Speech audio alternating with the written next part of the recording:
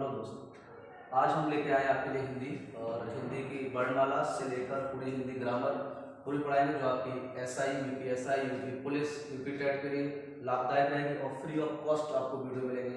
और हमारे चैनल से जुड़ने के लिए आप सब्सक्राइब करें और बेल आइकन को जरूर दबाएं, ठीक है, जिससे आपको वीडियो प्राप्त होते रहे और रोज आपके वीडियो प्राप्त होते रहे। ठीक है, आज हम लोग स्टार्ट करेंगे हिंदी और बिल्कुल बेसिक लेके चलेंगे हिंदी का। आपको बहुत सारे क्वेश्चन फंसते हैं इसमें से, ठीक है। तो स्टार्ट करते हैं। हम लोग भाषा की बात करते हैं, भाषा का एक वीडियो अलग से भी बनाएंगे, लेकिन फिलहाल हमारी हिंदी भाषा होती है तो इसलिए हम थोड़ा सा भाषा के बारे में बताते हुए आगे बढ़ेंगे, ठीक है।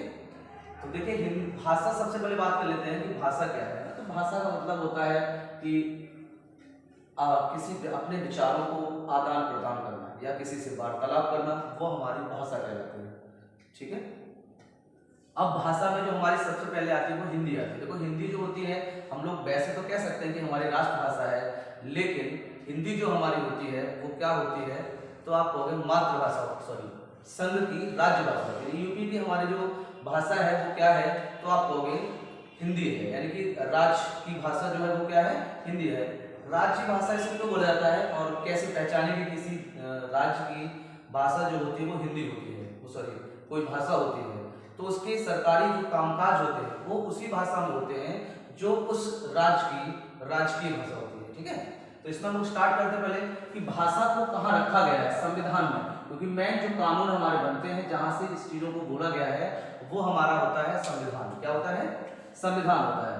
तो भाषा का जो उल्लेख मिलता है जहां पर भाषाओं को रखा गया है, तो वो कहाँ रखा गया है, तो आप बताएंगे अनुच्छेद 343 से 351 तक रखा गया है। यानी कि भाषाओं का जो उल्लेख मिलेगा कि कौन सी भाषा कहाँ की है, प्रादेशिक भाषा कहाँ की है, न्यायालयों की कहाँ की है, इन सब की चर्चा जो मिलेगी वो आपको 343 से 351 तक मिलेगी। हम आगे डिवाइड करके भी बताएंगे इसको आगे भी, ठीक है। तो ध्यान रखना इसको। अब बात आती है कि 343 और 351 इसको कैसे बांटा गया है, कहाँ पर क्या रखा गया है, किन अनुच्छेदों में रखा गया है। तो सबसे पहले हम बात करते हैं स्टार्टिंग की, तो इसमें संघ की राज्य की भाषा रखी गई है। कितने से कितने रखी गई है, तो आप कहोगे 343 से 344 तक इसका उल्लेख मिलता है, जिसमें क्या रखा गया है, संघ की, संघ मतलब होता है राज्य, राज्य की राजकीय भाषाओं के बारे में उल्लेख है, ठीक है। अलग अलग कितनी उसकी लिपि क्या है, कितनी वर्णमाला होती है ना, इस तरह से उसके बारे में उल्लेखित मिलता है हमारे, ठीक है। इसको जब कभी भी हम अलग से भी वीडियो बनाएंगे तो आप उसमें भी इस चीज को देख लेंगे, ठीक है, काफी डीप होता है इनका। अब बात कर लेते हैं हम सेकंड वाले की, सेकंड को कैसे डिवाइड किया है, ठीक है। तो वो हमारा क्या है, प्रादेशिक भाषाएं आती है। कौन आती है? प्रादेशिक भाषा। ये आपकी जो उल्लेख मिलेगा इनका वो मिलता है 345 से 347 तक। अभी हम शॉर्ट में बता रहे हैं आपको, लेकिन जब संविधान कराएंगे तो संविधान की भी हम वीडियो बनाएंगे, तो उसमें आपको इनको पूरी तरह से क्या क्या मिलेगा, एक्सप्लेन मिलेगा, ठीक है। तो उस टाइम पूरा एक्सप्लेन कर देंगे। फिलहाल हम शॉर्ट करके चल रहे हैं, हम हिंदी आगे बढ़ानी तेजी से, क्योंकि हिंदी भी बहुत सारी होती है, आप ये न समझे बहुत छोटी हिंदी होती है, ठीक है। चलिए अगली बात करते हैं हम लोग तीसरी बात। ये इंपॉर्टेंट रहता है और क्वेश्चन यहाँ से पूछा भी गया है, तो ध्यान रखना कि उच्चतम न्यायालय और उच्च न्यायालय की जो लैंग्वेज होती है, जो भाषा होगी, यानी कि उच्चतम न्यायालय और उच्च न्यायालय की जो भाषा का उल्लेख मिलता है वो कहां से मिलता है, तो आप कहोगे 348 और 49 में मिलता है। कई बार क्वेश्चन पूछा गया है। और अगर पूछे इसकी भाषा होती क्या है, उच्च न्यायालय और उच्चतम न्यायालय की भाषा क्या होती है, तो आप कहोगे अंग्रेजी होती है। क्या होती है? अंग्रेजी। इंपॉर्टेंट रहेगा, ध्यान रखना इसको, अंग्रेजी। कोई चीज नहीं इसमें इंक्लूड होती है।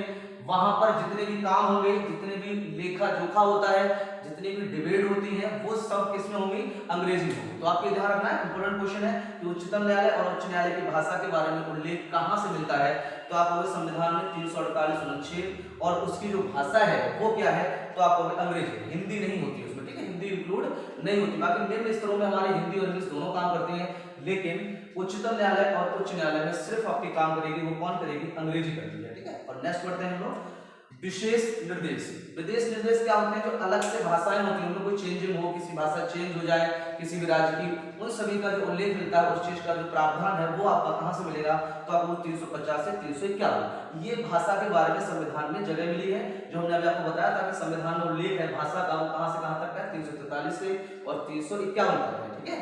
तो ये इसकी बात हम लोगों ने खत्म कर ली, और ये चीजें आपके बारे में समझ में आ गई होंगी। बात करते हैं, कभी कभी क्वेश्चन पुटअप कर देता है, थोड़ा डीप लेके जाएगा अगर क्वेश्चन को, तो ये कह देता है, आपको मालूम हो गया कि 343 से 351 तक का तो मालूम हो गया, ठीक है। लेकिन अगर पूछे कि निम्न में से कौन सा है, अभी आपका क्वेश्चन ऐसे पूछा गया था जैसे एग्जाम में, तो उसमें क्या जाता था कि इसमें से कौन सी भाषा से संबंधित है, तो उन्होंने 343 और 351 ऑप्शन में नहीं दिए थे, तो उसके लिए अलग से हमारे भाषा का उल्लेख मिलता है। ये भी भाषा से संबंधित ही है, चारों अनुच्छेद, ठीक है। तो तो एक एक करके इनको समझते हैं। भाषा के लिए अन्य अनुच्छेद होते हैं, ये भाषा से संबंध होते हैं। सिर्फ भाषा संबंधित इतने ही नहीं होते हैं, ये भी होते हैं। तो यहीं से क्वेश्चन उन्होंने ऑप्शन में रख दिया था और आपको राइट आंसर करना था, ठीक है।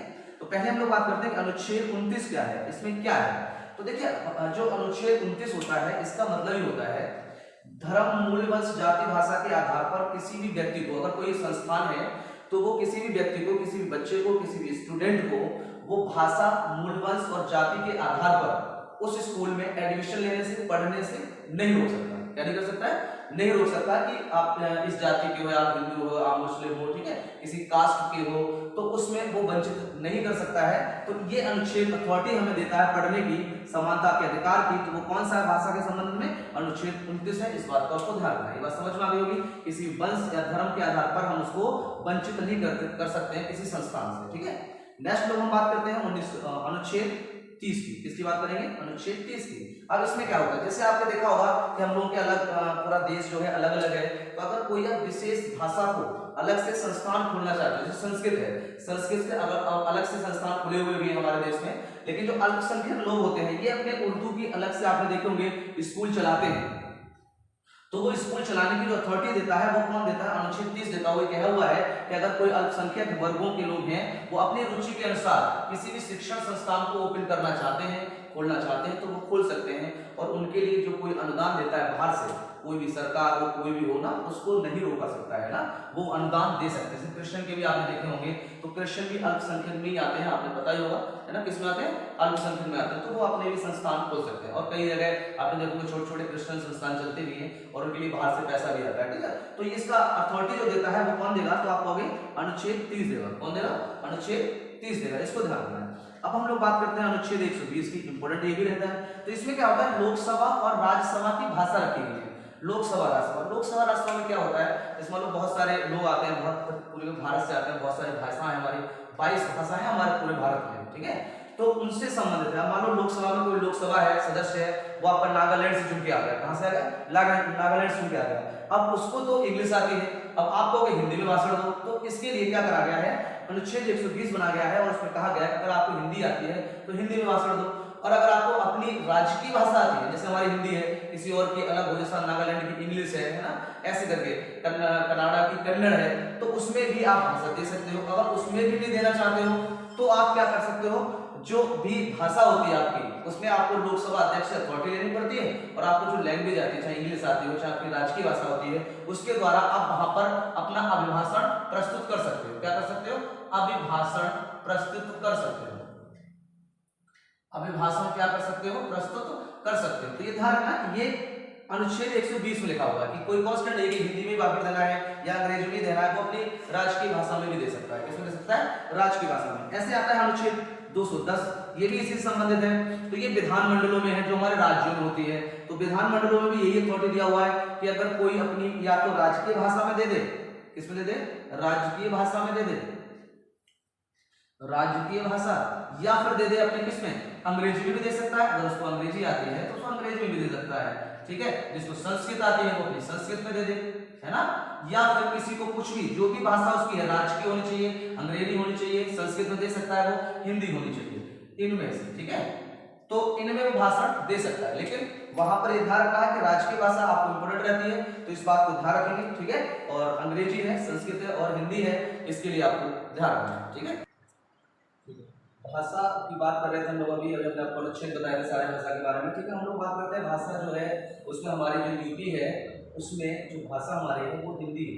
क्या है? हिंदी है।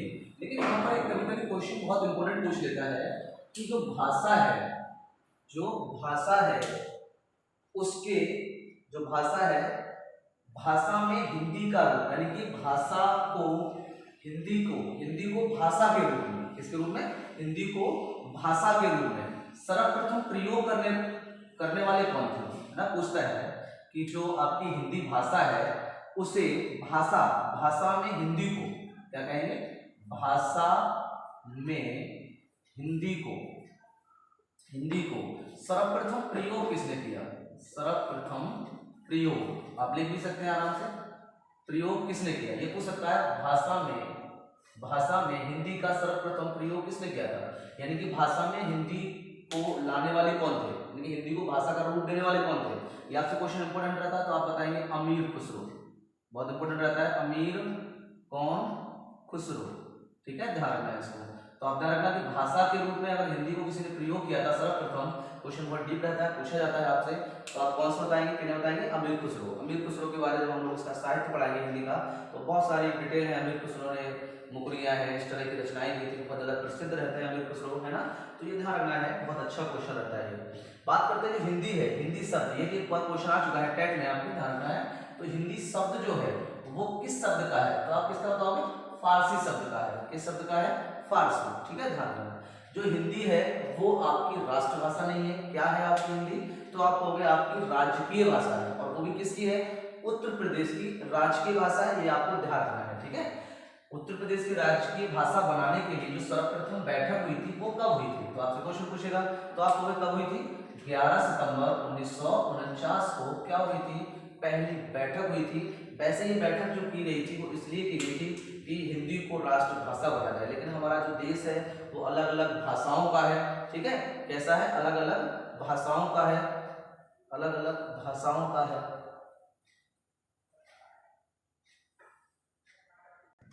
हाँ, तो पहली बैठक जो हुई थी वो आपकी 11 सितंबर को हुई थी, और ये इसलिए हुई थी कि जो हिंदी है वो भारत की मातृभाषा बना दी जाए, लेकिन हमारा भारत जो है वो अलग अलग भाषाओं का है। तो अगर एक कांस्टेंट किसी भी भाषा बना दी जाए तो लोगों में विद्रोह होने लगा, है ना, लड़ाई झगड़े होने लगे।